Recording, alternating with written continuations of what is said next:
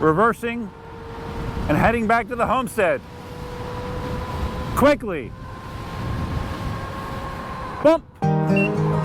Whoa.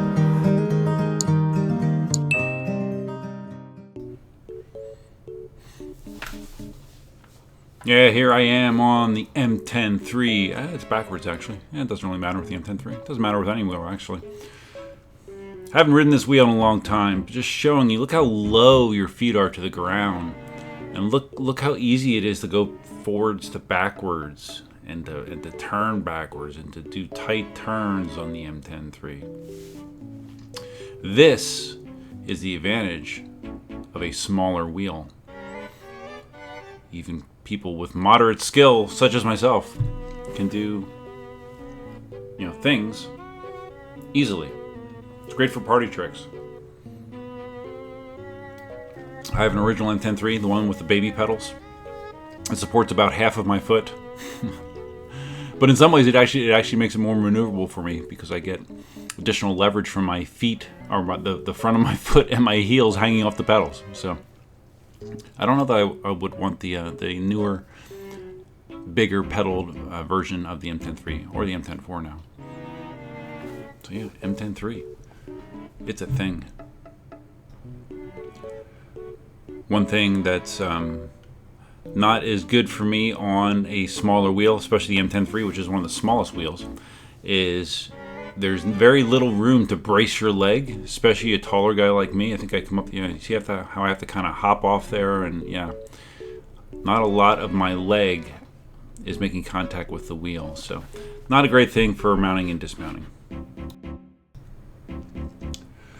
All right, now I have my Inmotion V10F. You can see it's much higher on my leg, which makes it easier for mounting and dismounting and controlling the wheel in that way.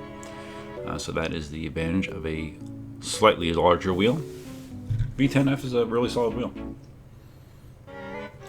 It's a wheel that I bought to teach people to ride, and I've never done it, but I have the wheel just in case. As you can see, I can still reverse it. I do not feel as confident on the V10F as I do on the M10-3.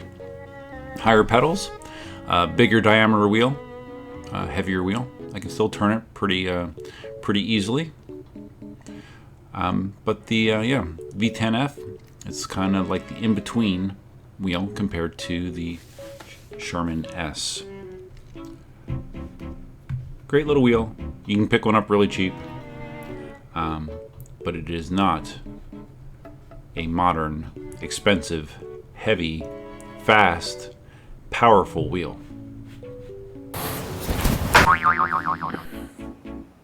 That was easy. Yo, what's up, Duff here? You see those clouds behind me? Very foreboding clouds that direction. Not a cloud in the sky this direction. Welcome to wet season in Southwest Florida. That's the way it is. Did I mention how I love the suspension on the Sherman S? It just totally insulates me from a majority of impact that I would normally deal with when riding. Love this wheel. All right, so you saw me riding around on my M10-3 for the first time in God knows how long, and my V10F. And the reason I was doing that, because I wanted to talk about something today. There was a request I got from a viewer of my videos. Her name is Heather. She asked if I could talk about the difficulty / challenges / I don't know, the process of going from a smaller wheel to a bigger wheel. It's my understanding that Heather currently has a KingSong 14D.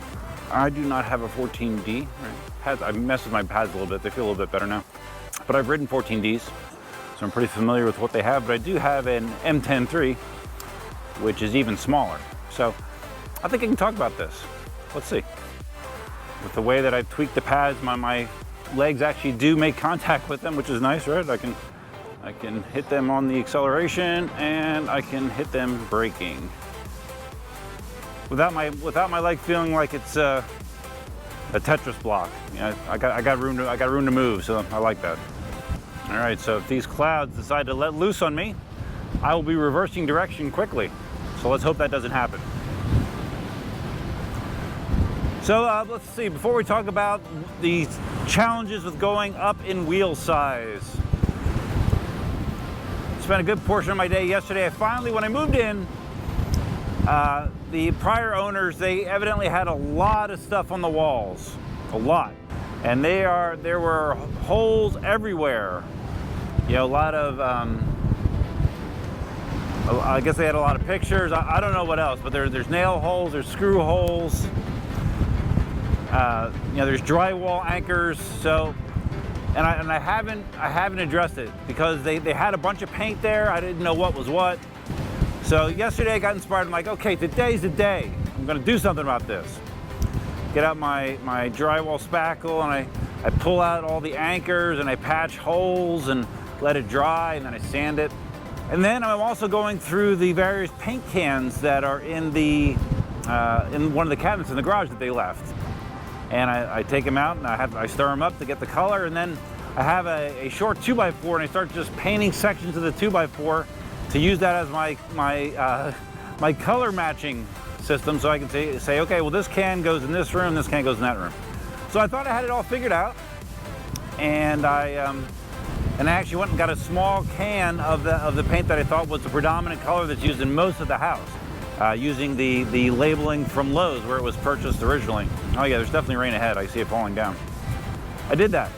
And then I came home, I painted it, and when it went on, it looked good. But when it dried, it was slightly darker. Slightly. Just enough that it's annoying.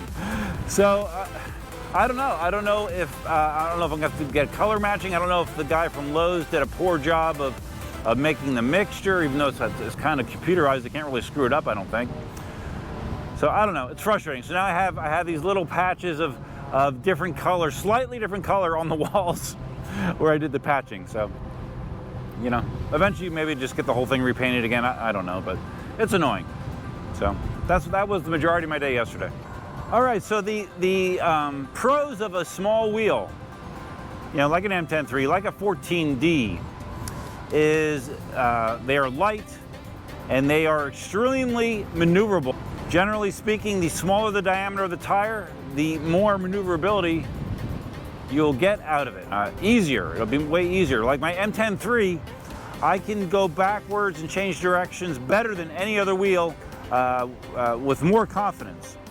So the smaller diameter wheel helps, and in the case of the M10-3, having the pedals so low to the ground make it very easy as well. The M10-3, you can basically just almost stand still on it and maintain your balance. So maneuverability is a big advantage of a smaller wheel. So when you move up to something a little bit bigger, like the V10F, which is an 18-inch wheel, although the overall body size is considerably smaller than this Sherman S here, which is a 20-inch wheel. For me, especially for me, because I'm a tall guy, a bigger wheel is much better for me as far as mounting and dismounting.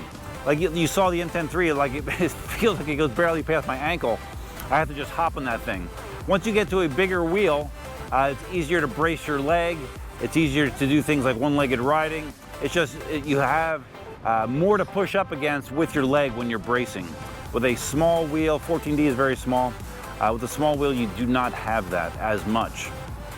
Now, if you're, you know, Heather's obviously a female, so if you're not that tall, it might not be that big of an issue. But I know for me, being 6'3", it's an issue. Woo! Tight turns are tougher on a bigger wheel, by the way. Yeah, it's an issue for me. So again, the V10F, heavier than the M10-3, but still very, very light compared to most modern wheels, including the Sherman S.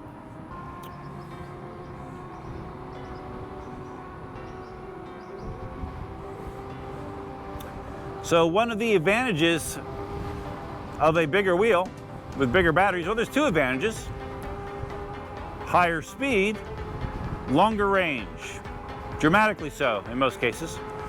Now, compared to a V10F, you know, which maxed out at, you know, in the low to mid 20s speed-wise, Range, I don't know. Could you get 20 miles out of that? Maybe. 20 to 25 miles. Yeah, the Sherman S tops out at 50 miles an hour plus. And on my range test, I got 70 miles, and you could have squeezed a little bit more out of it as well. And that was going pretty quick. So, dramatic difference in the potential when you go with a bigger wheel. With a bigger wheel, you have issues with, maneuverability. At least I do. You know, some advanced riders say they can throw around bigger wheels pretty well, but there's nothing getting around the physics of throwing around a 20-inch wheel that weighs almost 100 pounds versus a smaller wheel. You know, one thing that definitely takes some getting used to is having all that weight when you are trying to lean the wheel hard. If you know, the wheel has a tendency to want to keep going that direction, it takes a lot of practice and confidence to be able to trust yourself with turning the wheel and leaning it harder like that. A lot of the bigger wheels are suspension wheels, and a lot of the suspension wheels, your center of gravity is a lot higher than it is with smaller wheels. So again, that takes some getting used to. That can make you feel unstable. The good news is, just like anything, the more you practice, the better that will become. Okay, I'm reversing my path on the path, and I'm going to head that direction towards the blue skies instead of the black skies. When in doubt, head for blue, not black. And to be fair, it's a lot different nowadays compared to when I was first learning between 6 and 7 years ago. You know, back then, a big wheel was an M Super. You know, an M Super was a big wheel. You know, now, which, you know, was that a 50-pound wheel? Something like that, if that. You know, going from something like a 14D to that is not as dramatic as going to something like a Sherman S or an EX30 or, you know, all these wheels. And I can understand, you know, you want to do that because, you know, you don't want to spend more money than you have to. Wheels are hyper expensive nowadays. So it's, for most people, it's not gonna be fiscally reasonable to do small incremental steps up the chain when buying wheels. I understand that. That being said, you're gonna have to be prepared for what's gonna feel like a pretty steep learning curve going from a small, agile, light wheel up to something like a Sherman S, which does feel, the Sherman S does feel good. It does feel agile for its size, but it does not feel like a 14D. It definitely does not. And for me, when I'm talking about like an intermediate wheel, like if money was no object, you know, going from a 14D to maybe something like an S18 or a V11, that would be a nice manageable step up, and then go from there to the big boys, you know, like a Sherman S and the EX30 and the Inmotion V13, which is bigger than either of those wheels. So yeah, that would probably be a more reasonable path, but again, reality kind of dictates your choices there. Hauling ass on Lakewood Boulevard. Here we go.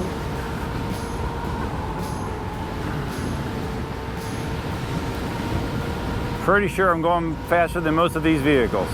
Pretty damn sure. Paths feel pretty good for me right now. Like the back ones I engage if I have to brake hard, which is really the only time I need to engage them, right? If I want to really do an emergency brake in the fronts, if I need to, I can hit them. Feeling pretty good about it. Did I mention it's Sunday afternoon? It's Sunday afternoon. Feeling a little blah. Let's say that. Blah can mean a lot of things in my world, but I am feeling a little blah right now. A little blah. It happens. Now taking a lap around the government complex. Usually a few times a week I'll take a break from my office job and I will walk this perimeter just to get out and move, because I spend an awful lot of time sitting at my desk. It's like a mile. You know, take between 15 and 20 minutes depending on how fast I'm walking to do it. So nice little mental break from the day. Of course, it's a lot more fun to ride around it than walk it, but you know, Can't have everything. Oh, one other thing I want to mention about heavy wheels versus light wheels is again, the heavier the wheel, for me, and this is just for me, but the more challenging it is to do things like going backwards and doing, you know, tight maneuverability things. And I see guys that can throw around a big wheel pretty much as easily as a small wheel, but for me, you know, someone with moderate skill at best, there definitely is a difference. And if you lose your balance on a heavy wheel, there's a lot more inertia going that way. So that's why you don't see me doing a lot of tricks per se. My tricks are riding backwards basically. But I don't do a lot of stuff on heavier wheels. Oh, the one thing I totally whiffed on talking about, again, when you're looking at bigger wheels nowadays, they're all going to have suspension. Suspension. Smaller wheels typically do not. For someone like me, suspension makes a huge difference. If you're older, if you have joint problems, suspension really helps make a ride less punishing. So if that is something that could be a plus for you, that is another reason to look at a heavier suspension wheel. Now there are, like I said, there are a couple exceptions like the V11 and the S18, which are less, they weigh less. You know, they're what, 60 pounds, 50 to 60 pounds instead of 90 to 100. So there are lighter, less expensive options if you are looking for suspension in a bigger form factor. Like the V11, that's the one thing I loved about the V11 is its side profile was so high, super easy to brace on, super easy to mount, dismount. Always felt very, very secure in that wheel. S18, not quite as much. Reversing and heading back to the homestead. Quickly. Bump. Whoa. Shit, I made the Sherman beep. Oh shit. First time for that.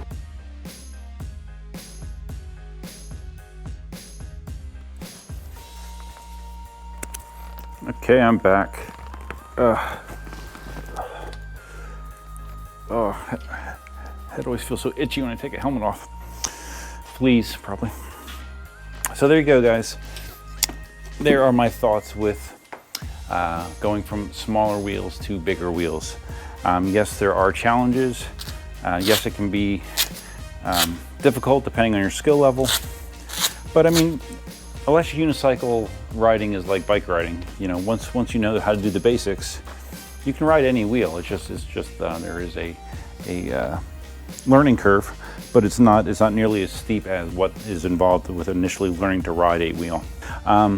So small wheels are great. That's why I like to have multiple wheels, because certain wheels are better in certain situations. If I just want to screw around, have fun, zip around backwards, M10-3 is great. I could have a blast here in my driveway. That's all the space you really need. And you can have tons of fun on an M10-3. But if you want to go fast and far, you want to have the benefits of suspension, you're going to want a bigger wheel. Sooner or later, you're going to want a bigger wheel. So those are my thoughts. If you found this video helpful, please think about giving it a big thumbs up, or interesting, or stupid, or silly, or whatever. Whatever, guys, right? What do I normally say next? Oh, if you're not a subscriber to the channel, if this is your first time visiting the channel, it's quite possible you're not a subscriber. Well, you're not if it's your first time. So if you want to think about subscribing, you can hit the subscribe button below. And if you do that, you might want to be notified of new content, live streams, all that kind of stuff. And then you can hit the notify bell that's over there somewhere.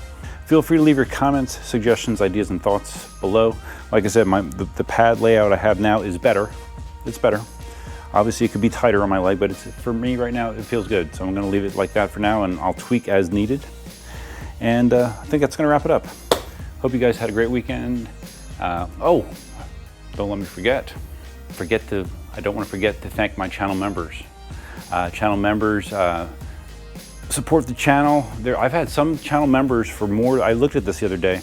26 months. I've had some people that have been supporting this channel through membership for 26 months, which is amazing. Thank you very much. Thank you. If you're interested in finding out what you get when you become a member, it's very low cost. I think it's either $2 or $3 a month. You can hit the join button down below. It'll tell you all about it. Here are my current members. One of the perks that members do get is I try to release most videos to them ahead of time.